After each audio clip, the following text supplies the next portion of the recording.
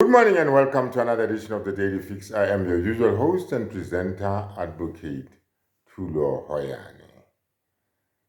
Yesterday, I had an interview with one gentleman, Anthony Seed.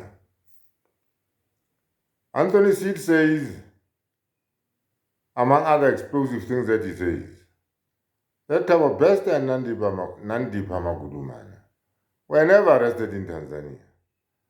They were arrested here in South Africa. That's explosive, isn't it? But I want you to follow this interview that I had with Anthony Seed and comment in the comment section and tell me what you think about what this gentleman has to say. Here we go. Good morning and welcome to another edition of the Daily Fix. I'm your usual host and presenter, Advocate Tulo Hoyane. Today I am with Anthony Seed. Anthony Richard Seed. Anthony has got some very explosive news for us today, but like the saying goes, let us get it from the horse's mouth or in Anthony's own words. Morning there, Anthony. How are you?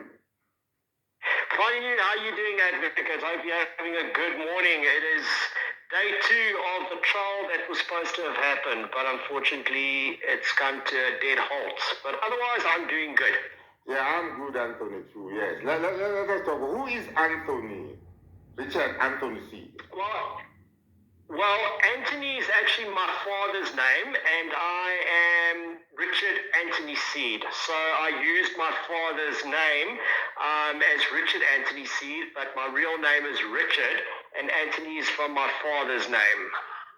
I see. So let us talk about the Thabo Bester matter, which was postponed to July in the Free State High Court yesterday. Tell us about the arrest of, we have heard so much about the arrest of Thabo Bester and Nandipha Magudumana. Where were they actually arrested, as far as you know, and give us a background of that? Well, little of the state didn't know that I had filed an application in the Johannesburg High Court in April 2022 before Thabo Bester and Nandipha and Zonda, which is the gardener known as Innocent, were arrested. And the states didn't know this. And I confronted Thabo Bester in 2021 March at the property when I served him the court papers. Well, I was supposed to serve it to him, but it didn't turn out that way because he sort of attacked me. But nevertheless, and I thought he was another person that is known, and I don't know if I should mention it on the show, but maybe you can.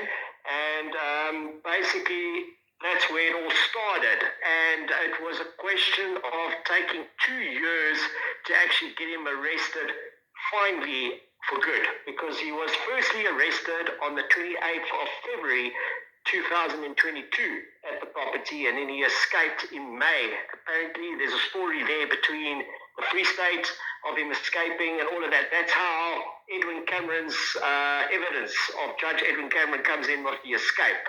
So that is still in the works to understand how that timeline fits. But otherwise, yeah, the first arrest, I think it was on 702 on the 28th of February 2022, known as Paul Steele, that was arrested. And it's now alleged to be Thabo Bester. But I'm still not 100% sure on that. But it's now alleged that it's his father or uncle. No one knows. Okay, so you are saying that following his escape from the Mangaung Correctional Facility. Yes. If you go into the media records between May 2022 and 23, obviously there's a gap. There's a gap, obviously, from 28 February 2022 to May 2022. Yeah. But the question is, was it Paul Steele and Thabo Bester separate arrests, or is it the one person, or it's not 100% clear? But I can't dispute I wasn't at the property because I'm on that CCTV footage being filmed by the rotating 360 camera. Okay, let us take it from the time when Thabo Bester escaped from prison in the Free State, in Bloemfontein. Right. Are you saying he was rearrested thereafter? Since May 2022 to 2023, it's not clear what actually happened, but yes, the last arrest was on the 1st of April at about 2:35 in the morning, 2023, at the property where Zonda, Nandipha, and Thabo Bester were arrested, and that was done by Secret Service from the US. Okay, but we have this story which is doing the rounds, which is all over that, these two people were arrested in Tanzania and then repatriated back to South Africa. What can you say to that? Now, if you're an advocate, as I know you are, and a good advocate, you would know the law of extraditions.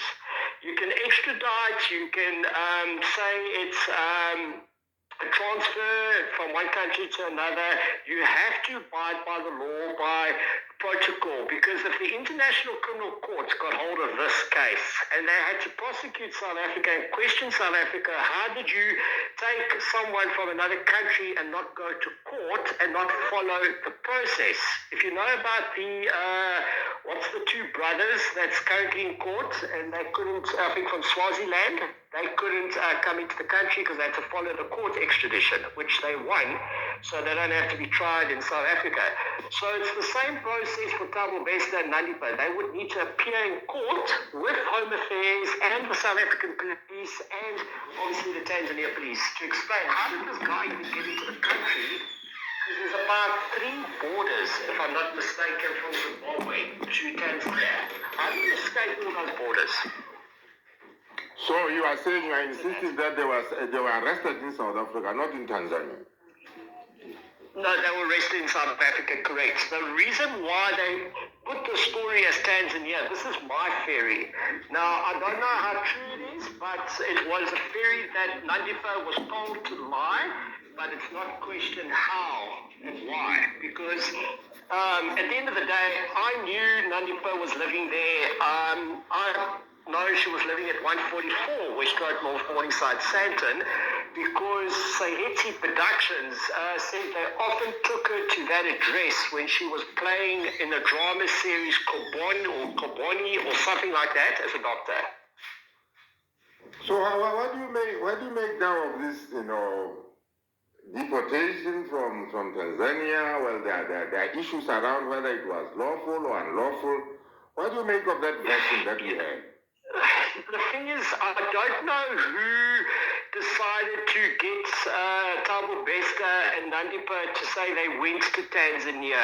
They could have gone to Tanzania maybe a few times before the actual arrest, but I don't know. It's just not very clear how this all happened, because there's no ways that they could have escaped all the different borders without passports, and because now the International Criminal Court could get involved, and it will actually be questionable. How did they even allow to even fly to Tanzania and pick up people and have a meeting at the airport? Number one, that's a huge problem at the Kilimanjaro airport, because that's what's now come out in the media. Now, I went to Home Affairs and I said to Home Affairs, I want to speak to the minister, which obviously is now in another department, in another section of government.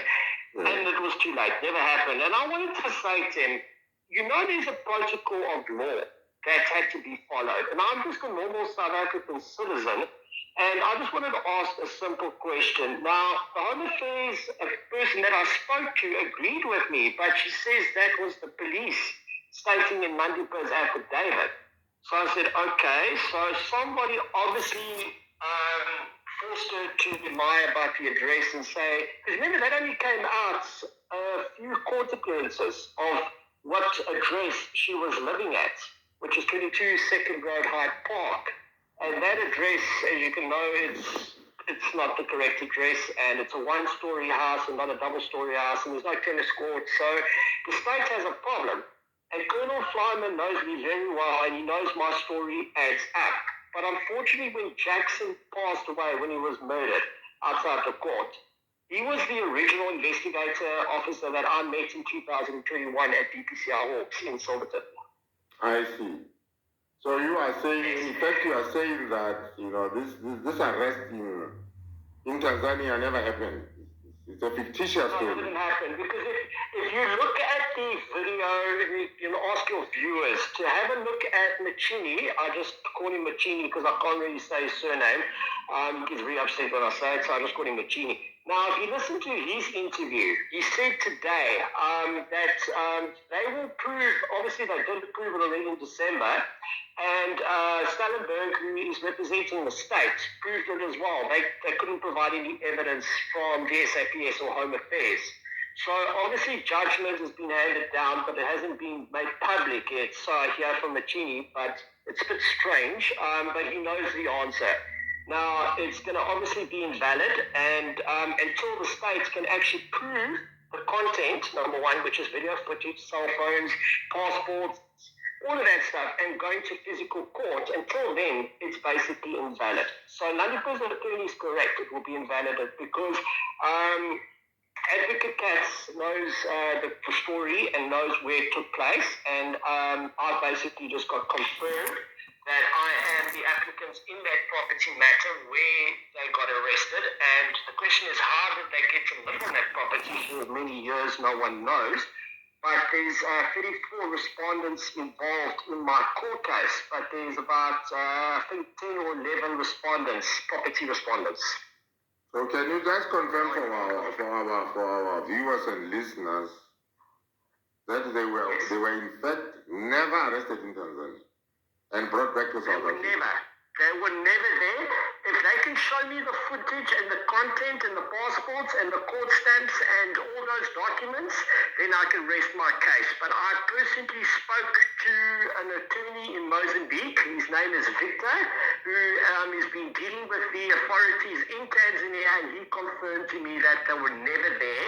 And there's also another thing for your viewers to do their homework.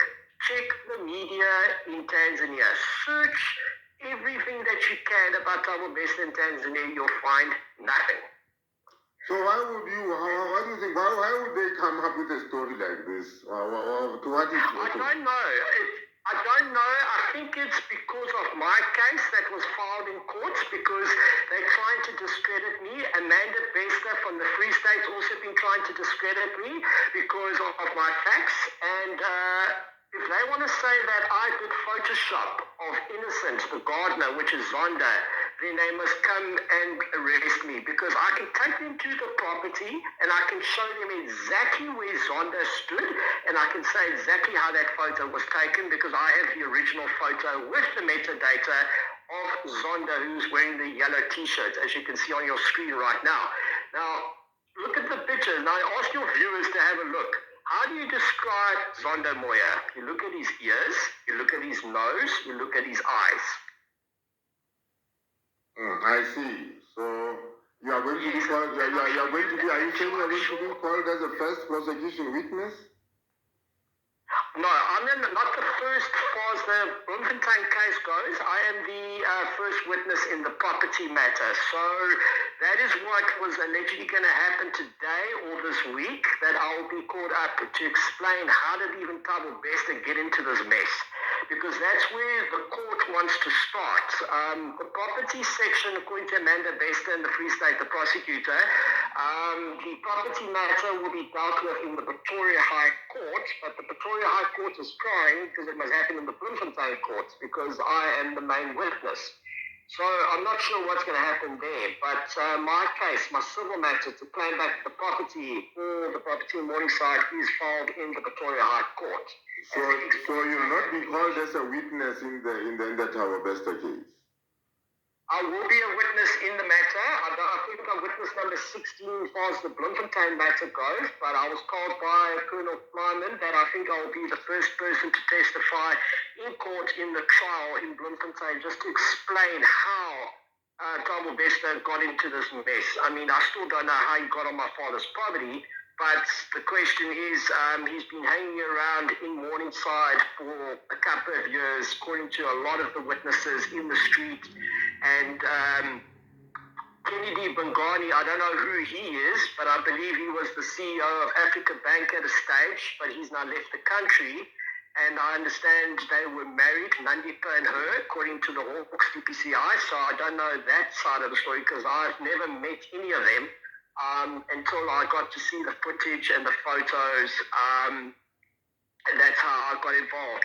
Now, the only reason why I'm involved is because I'm claiming back the property. So I'm automatically a state witness because I'm involved in this property case, because I somehow basically investigated the whole case with Eugene Haddad from Secret Service, and all those respondents are the state's respondents in their case. So I said to the state, well then, what happens now? Well, you must be a witness in the matter. So I said, okay. Well, I see. Can I just come in there? Can I just come in there? So you are saying that ever since Thabo Bester escaped from from prison in Bloemfontein, he has been living on this property, which is your father's property. Correct, yes. So, and that is where he was arrested. Correct, yes. Now, it's not clear what happened on the 28th of February 2022 and the 1st of April 2023. Who's who? But according to the latest evidence, it's all one person. But I disagree a bit, but we have to wait and see what happens in the trial, who Mr. Steele is and who Mr. Bester is. All I know, his name was Paul when I met him in March 2021 at the property. And the features are exactly the same of how he looked when he was wearing that suit in court. That's what the state said to me, we want to prove in court. That's why he wore that suit. So I thought, okay, no problem, because you see every other time he doesn't. So I'm not sure what is actually happening, but I have been interviewed by Edwin Cameron from Courage Projects, and obviously the DPCI, the NPA. I'm clean. I've had polygraph tests. I mean, I know my story backwards, but I don't know what happened in Bloemfontein, but I know what happened on my father's property. And it's been monitored by the Secret Service from the US. It was a big mission for the 2 years, since 2021 to 2023.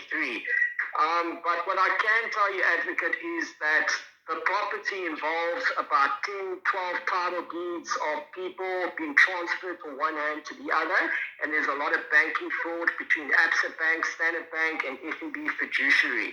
This goes back to 1989 to 2023. I see. Let me say thank you for now, Mr. Sid. We'll take it from there in the next episode, because there's quite a lot to be discussed here. There's a lot to unpack. Yeah. And I'm trying to get Machini and Diana Reid to speed up this case, but it looks like Diana Reid is now falling apart from the case. Machini is the only one that's hanging in there, but it looks like, the 21st of July 2024 is when the next appearance will be, or maybe sooner. But I'm actually going to be making a noise, so I think with your help, I think it's fine that we get this nonsense out in the open so that they can get this trial underway, because the public wants to know what really happened in Bloemfontein and what happened in Morningside, because a lot of people have been complaining and questioning, and I'm also getting irritated because I'm now stuck in the middle, because I want to get my civil matter to proceed in the High Court, but I know you're going to help me with that, so that's the good thing. No, thank you for now, and to our viewers, let me just say, we'll leave it at that, and in the next episode, like he says, there's a lot involved here, and we'll unpack it episode by episode. Thank you very much. Yes, we will take